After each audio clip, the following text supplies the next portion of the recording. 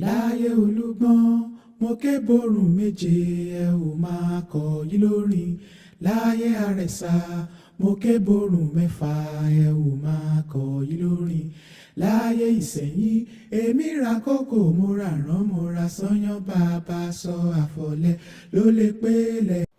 Hello everyone, my name is Adeyemo Adegbemiga Gani. I welcome you to my Yoruba Abrahamic YouTube video.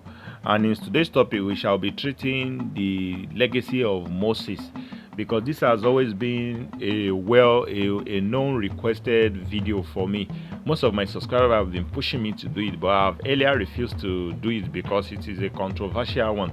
As a matter of fact, most of what you might be listening to might not entirely correlate with what you've been taught in the entire Bible, because reality is more different to what the Bible says. Most of what you are taught in Bible are mostly exaggerated, because the Bible have gone through many phases from those who actually destroyed the legacy of the book.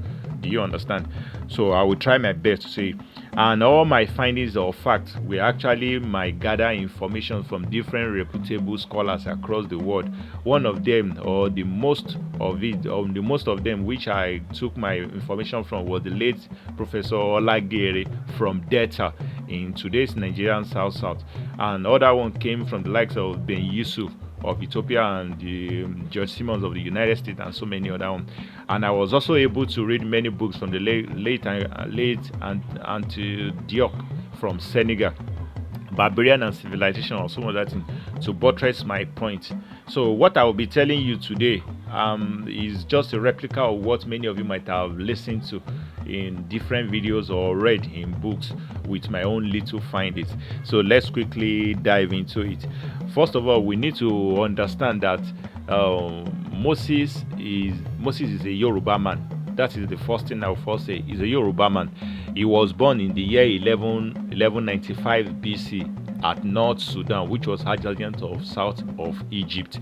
But in those days, there was nothing like country. So Egypt or Sudan was actually practically part of the Egyptian kingdom, because since there was no border or boundary or a country, it's easier for people to move from one location to another without the difficulty. So his father's name was Amushere. The siblings of Moses were 3, and with Moses they were 4 in number. The eldest of the Moses was known as, the father of Moses was known as Amushere. The first child of Amushere was Obadiah. The second child was likes of was Sabe. The third child was Moses, while the fourth child, the only girl, was known as Sabe. Let me start by Obadiah. Obadiah eventually moved to today's south of today's Nigeria to become the great grandfather of the Edo people, the Bini of inside Nigeria. Sabe later married an Egyptian man who later began the race or the tribe of the Hausa people in today's southwest of Nigeria, in today's northwest part of Nigeria. Amushere became one of the great ancestors of the Ondo people, because she also eventually married an Haniogo from Ile-Ife. And the third one, which was the Imhotep, I don't know anything about. There is no much record about him. The idea of Imhotep, the name concept, like I said in my earlier video, all the prophets in both Abrahamic books are mere nicknames. The names of the prophets and both in the Quran are mere, not their real indigenous name. So if you are not intelligent enough, but with the crucial findings, you might not actually know the actual Orisha or the specific Orisha where they lived in Yoruba land. The likes of Imhotep as well, the name comes from Imotiofe or Imotokwe, which was why Imotokwe was later known as a great scientist. He has so much knowledge into science and philosophy. He taught so many, and he was a great renowned scholar in Egypt, where he later dwelled. The first pyramid that was built in Egypt was built by the Imotokwe, which is Imhotep, and it was built in reference to the legacies of his 4 siblings. And after he built that, he made sure most Africans were later got education. That is the story for that. So Moses, to be precise, was born in the year 1195 BC. He was born in North Sudan, but I don't know the actual event that actually took him to Egypt. but one way or other. But Egypt is also part of the Sudan in antiquity because it wasn't a separated country. In Egypt, he became a priest in Egypt. He grew up in Egypt, so he was actually an Egyptian priest, even though he was not indigenous to Egypt. He was an Egyptian priest. So what he was teaching in Egypt were actually Egyptian tradition, but Egyptian tradition with a mix of the Yoruba tradition. So in Egypt, Moses wasn't the only Yorubas in Egypt. He must actually, because thousands of years earlier before Moses, the Egyptians have been righteous, and one of the greatest lies the Bible tell, I will start breaking it down. Egyptians were not people of pagan.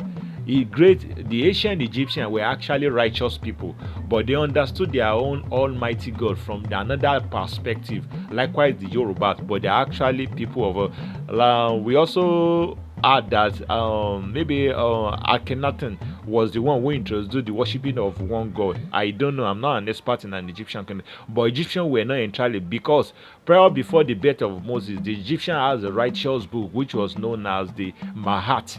This Mahat initially contained about lot of commandments. These commandments were not even a commandment, but it was more like a confession.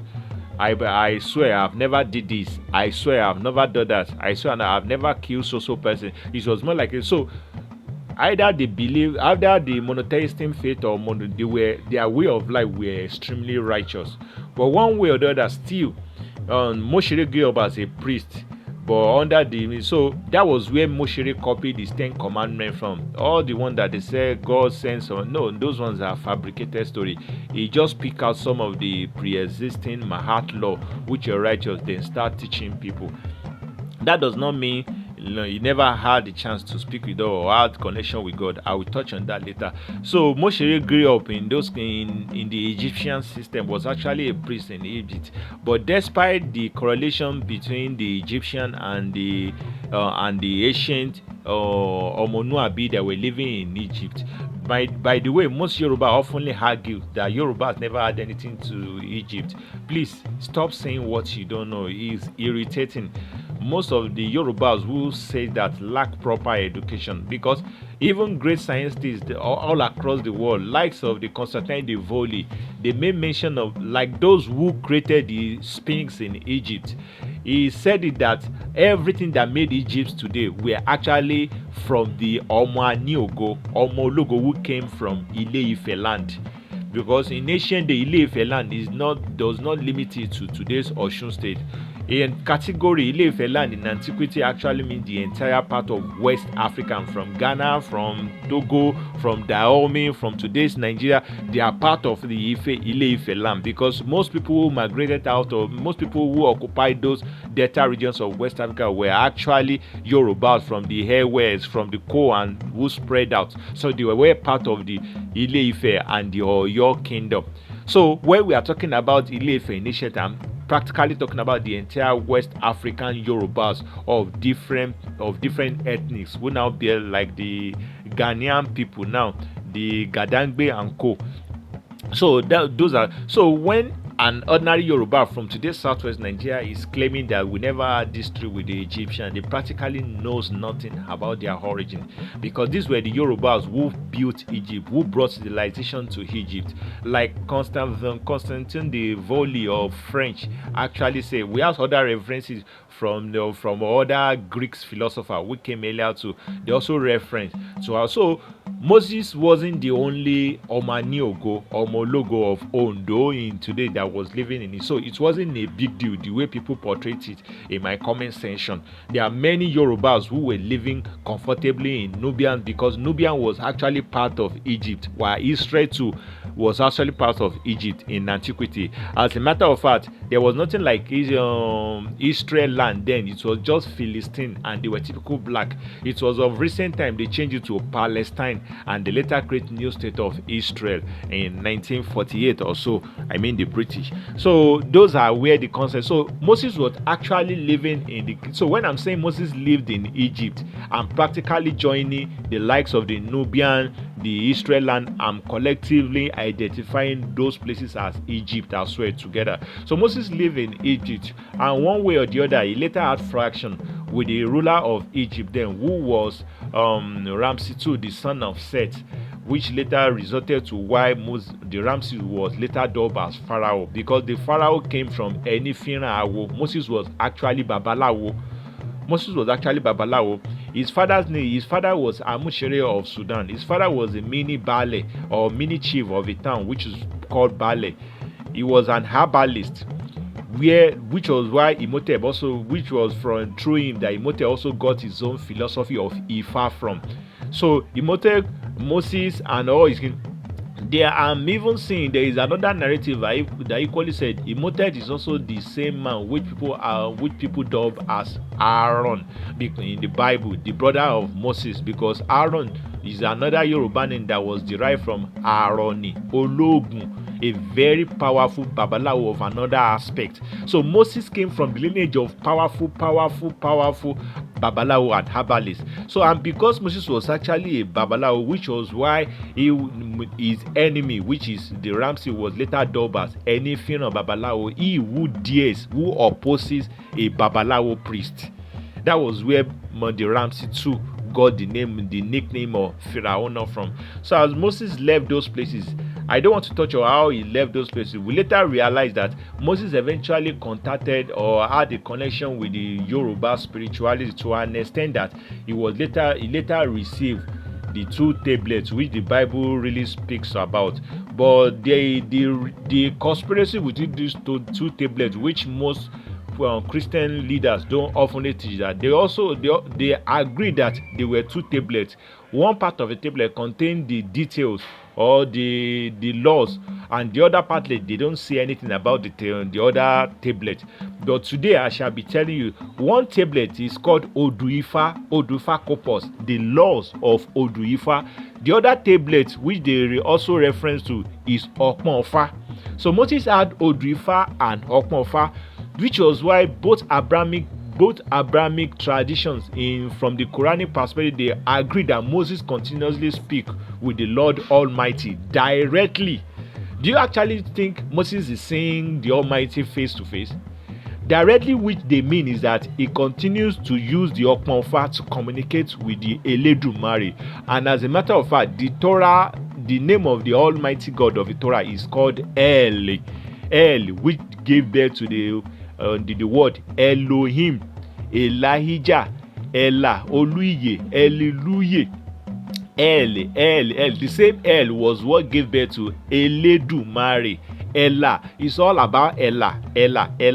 Aomayi, Elohim, Allah Urobi, Ella Urobi, Hallelujah, Ella Oluiye or Ella Oluobaiye, Ella Eledumare, Ella Odutomare. Everything has to do with Ella. So Moses was the priest of El. According to Torah, they are practically saying Moses was a priest of Eledumare, and he was given the tablet to use the Okmofa and Oduifa to communicate, while he uses the guide of the Oduifa to guide the minor Oya Sheriola Yoruba people who were living there when he had fraction with the present king of Egypt.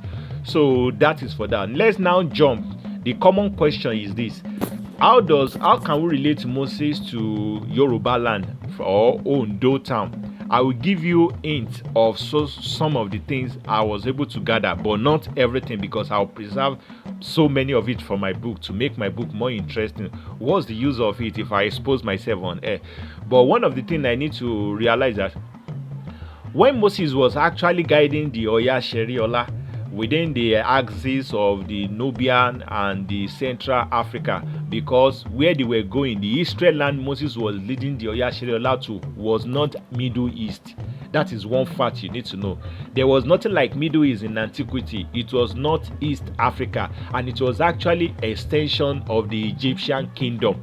So Israel was never there. The real Israel is in Africa. That is number one you need to know.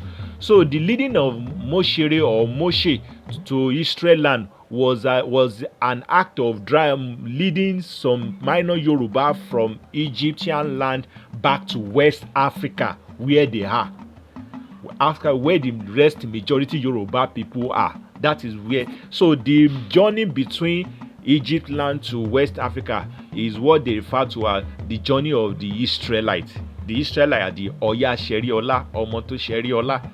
So they are. So what do we mean, or how can we relate to Moses or Moshe or Omishoro to the Ondo town? I will give you pure references. During the journey of Moses and the minor Oyashirola from Egypt to West Africa, God spoke to Moses. He said, people often said Moses climbed a mountain to receive the Torah or to receive. It's a big lie. Mountain Sinai does not mean, go and check the Hebrew word of Mountain Sinai. It's not a mountain. It is a word that was related to Ishino Iye, like someone being divine. That is another story, but there's nothing like go and check. There is no specific location of Mountain Sinai today. So those are one of the fabrications they made in the Bible. So like I'm saying earlier, during their journey, God later inspired Moses. He told Moses, before you get to where you are going to, there is a deity. There is a deity that has emerged. The deity, you have to let your people to start practicing the tradition from the deity. This deity, whoever among your people over there that actually doubt his wife's loyalty to him, they should involve and they should engage in the tradition of that deity. And that deity, then they should say amen, Asheo, Asheo, Asheo. Do you know who that deity is? It was during the time of an Orisha in Ondo town, which is commonly known as Ayelala. God is practically saying, Moses, there is a deity in your own town, ancestral land, which you must honor, which has just emerged, and you too must be part of the Yoruba traditional of Ayelala, because that is where I don't want to, because if you don't know, go and read the story of Ayelala in Yoruba land. Ayelala was a female trader who goes back and forth in the axis of Delta, the Benin and the Ondo area. She was a trader and people lied to her. She ran away for a while. After the later caught her, she ran away. So she ran away from the state which they accused her out of jealousy. They accused her wrongly that she stole something. They moved to Ondo land from Delta, but she stayed in Ondo for so many years. Later, some of the Delta people, they came to Ondo for trading. So they later founded Ayelala there. She's a woman. So they continued to harass her. The Ondo people, one way or the other, they refused to let go of that woman because they were preventing that woman from being taken away back to Benin land for prosecution. So one way or the other, they came into an agreement. They later prosecuted the lady, but the way they prosecuted her, both parties from Benin and Ondo, they later realized that the lady was actually innocent. So the last statement the lady made was something like that. Shall go and read the story. So God, because of the pain, God now told Omishore, in your own town, the town that you are going into, there is a woman who has just lost her life there. She's actually righteous. Honor her by telling your people to start practicing our tradition. That was where the concept of Ayelala. So God is actually telling Moses that you should honor Ayelala, probably because you are from that place. And we also saw how Moses also speak to Eledumare, which is Ella, and the way he put on the veil. If you understand the concept of veil has been put by most honorable people and kings across Yoruba land, by the great Obas. Until today, after thousands of years, the veil concept of tradition is only used in Yoruba land, which is commonly called Adeari. So I have other references to, even when Moses was being shipped as a baby to the kingdom of Pharaoh in Nubia to Egypt through the Nile Valley, God also said, go and take the bitumen. The bitumen is still in Ondo, where they use it to cover the shell so that water will not penetrate. The same bitumen which Noah of Nubia or Babo Nuiwabi, which also uses from the same Ondo town to use to plaster his ship from avoiding it from leaking. So these are all references. I have other references to actually prove that Moses was actually in Ondo. He entered Ondo town. He was one of the Ondo icons, and he was given the Adeari, which the Yoruba Obas use. But who Moses is, because Moses is just a name, Omishemilore, the name was given to him as a nickname based on what actually happened in his lifetime. As the Pharaoh lady, the barren Pharaoh lady lifted the child up and said, thank God you gave me this water. So, and so on and so forth. So I will see you in my next video. Thank you for now. Subscribe, press the like button. Please, I'm trying my best. This is just too much. The details are too much. I don't know where to start from. But the little one I say, please help me accept it like that. Help me press the like button, share the video, make your comment below. I will try my possible best to touch on any other thing you force me to, you ask me to do. I will keep doing it. But don't always take my word for it. You can also make your own findings, please. So I will see you in my next video. Bye for now, everyone.